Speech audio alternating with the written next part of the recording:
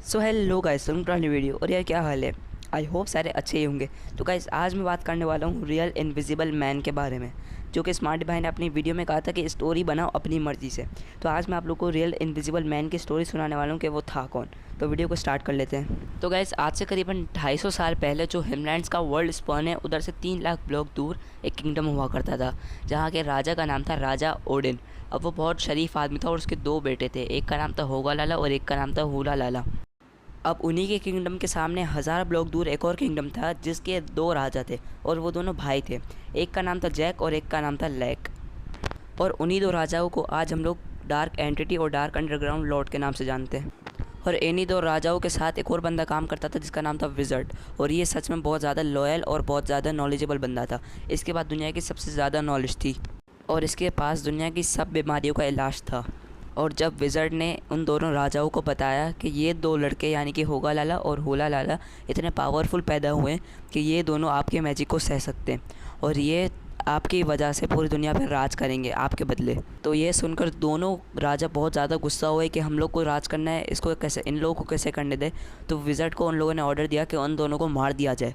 लेकिन विज़र्ड बहुत ज़्यादा इंटेलिजेंट बंदा था, तो उसने कहा कि उनको मारते नहीं है, हम उनको अपने अंडर रख लेते हैं, यानी कि वो हमारे लिए काम करेंगे। पहले तो दोनों राजाओं ने कहा कि हमको रिस्क नहीं लेना, लेकिन फिर वो आहिस्ता आहिस्ता मान गए, क्योंकि ये बात उनको भी पता थी कि वो बहुत पावरफुल लड़के हैं।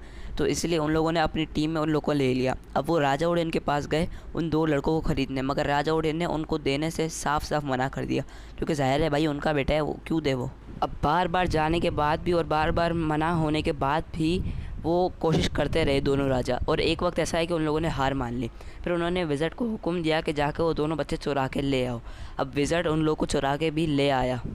फिर जब अगले दिन राजा ओडिन को ये बात पता चली कि उनके दोनों बेटे चोरी हो चुके हैं, तो वो एकदम पागल हो गया और वो इतना ज़्यादा वॉयलेंट हो गया कि अब वो ईविल बंदा बन चुका था। जहाँ राजा ओडिन अच्छा था, लेकिन अब वो ईविल बन चुका है। अब विज़र्ड होगा लाला और होला लाला पे मैजिक करने लग गया उन लोग को एंटिटी बनाने के लिए। अब जब होगा लाला पे मैजिक हो रहा था, जब 1.16 की अपडेट नहीं आई थी, यानी कि जब नेदरराइट का नामो निशान नहीं था, और एक एंटिटी को बनने में 100 साल लगते हैं। अब जब होगा लाला के ऊपर पूरा मैजिक हो गया 100 साल तक होने के बाद, जब 1.16 की अपडेट आने वाली थी, जब होला लाला बना, यानी कि होला लाला को नेदरराइट से फ़र्क नहीं पड़ता, लेकिन होगा लाला को बहुत ज़्यादा फ़र्क पड़ता है, क्योंकि उसने कभी नेदरराइट का नाम भी नहीं सुना था। इस वजह से उसके साथ ये सीन हुआ। अब सब कुछ सही चल रहा था, लेकिन तभी एक दिन डार्क एंटिटी यानी कि हमारा जैक और लैक के बीच में लड़ाई हो गई। दोनों बहुत बुरी तरह लड़े किंगडम के लिए, जो किंगडम उनका और राजा ओडिन का था। राजा ओडिन से उन लोगों ने किंगडम भी हड़प लिया था। अब राजा ओडिन का नामो निशान नहीं पता था कि राजा ओडिन अभी असल में है कहाँ।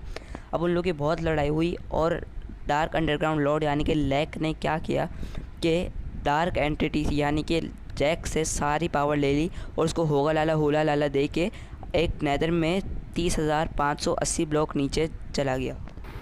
अब डार्क एंटिटी यानी कि जैक के पास कुछ भी नहीं था सिवाय होगा लाला और होला लाला के। अब विज़र्ड ने उसकी ये हालत देखी तो वो राजा ओडिन के पास चला गया डार्क एंटिटी को छोड़ के। इसलिए आज डार्क एंटिटी उसकी खुली दुश्मन है। और जब राजा ओडिन को ये न्यूज़ मिली कि डार्क एंटिटी बिल्कुल ही अकेली हो चुकी है, तो अंडरग्राउंड हुआ था, इसलिए वो बाहर आया और उसने डार्क एंटिटी से फाइट की और अपना किंगडम वापस लिया। और आज की तारीख में उस किंगडम का नाम है किंग्स लैंड, जिसके ऊपर राज आज स्मार्टी पाई करते हैं। और आज भी उस किंगडम की वजह से बहुत सारे फड्डे होते हैं। तो खैर, बैक टू द टॉपिक। अब जब किंग जैक को ये बात पता लगी कि विज़र्ड भी उसको छोड़ के जा चुका है, तो वो बहुत ज़्यादा डर गया और वो डार्क हिमलैंड्स यानी कि हिमलैंड्स का ऑल्टरनेटिव वर्जन में जाके अपना महल बनाया 30,000 ब्लॉक दूर, और उसके अंदर खुशी खुशी रहने लग गया। अब उसने अनब्रेकेबल वॉल वाली ट्रिक निकाली और ये सारी चीज़ें उसने करी। अब वो वहीं से ही बैठ के होगा लाला हुला लाला को कंट्रोल करता था। और उसने एक और चीज़ बनाई थी जिसका नाम था डार्क पम्पकिन।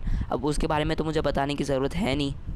फिर फाइनली सीज़न 3 के लास्ट एपिसोड में स्मार्टी भाई ने होगा लाला और डार्क एंटिटी को कैप्चर कर लिया। मगर जब स्मार्टी भाई अंदर मरे थे, तो उनके पास एक बड़े वाली पिकेक्स थी जिससे अनब्रेकेबल वॉल टूट सकती थी।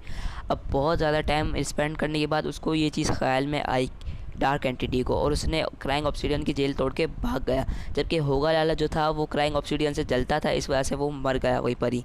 और क्योंकि वो बाहर निकल चुका था, तो वो एक इनविजिबल होके रह गया। अरे भाई, मेरा गेम प्ले ही ख़त्म हो गया। अब दोबारा यही गेम प्ले लगाना पड़ेगा। अब वो इनविजिबल इसलिए हुआ क्योंकि वो बहुत ज़्यादा कमज़ोर था, क्योंकि आप लोग को याद होगा सीज़न 3 में स्मार्टी भाई ने उसका हार्ट तोड़ दिया था, यानी कि एंड क्रिस्टल फाड़ दिया था, जिससे उसको पावर्स मिलती थी। तो इसीलिए वो इनविजिबल होकर रहता था, वरना उसको ये डर था कि अगर उसको विज़र्ड या फिर डार्क अंडरग्राउंड लॉर्ड ने देख लिया तो वो उसको वहीं पर ही मार देंगे। और इसी वजह से आज वो विज़र्ड और स्मार्टी भाई पे हमला करता है और किसी भी हिमलैंड्स के मेंबर पे हमला नहीं करता, क्योंकि स्मार्टी भाई ने उनको ट्रैप किया था और विज़र्ड ने उनको धोखा दिया था। और जहाँ तक बात है कि उसने होगा लाला के क्लोन को क्यों मारा था, तो जब वो बाहर आया इनविजिबल होकर, जब उसने विज़र्ड को कैप्चर देखा और उसके ऊपर होगा लाला को देखा, तो उसको ये बात पता नहीं थी कि वो होगा लाला का क्लोन है। तो इसलिए वो समझा कि हमारा होगा लाला दुश्मन का साथ दे रहा है, तो इसलिए उसने होगा लाला को मारने की कोशिश की, मगर गलती से वो चेस्ट पे लगने की बजाय हेड पे लग गया, जैसे कि उसकी आँखें ख़राब हो गई। अगर वो चेस्ट पे लग जाता तो होगा लाला का क्लोन वहीं पर ही मर जाता। तो गाइस इसी के साथ ये स्टोरी यहीं पर ही ख़त्म होती है। अब मैं आप लोग को मिलता हूँ नेक्स्ट वीडियो में। अल्लाह हाफ़िज़।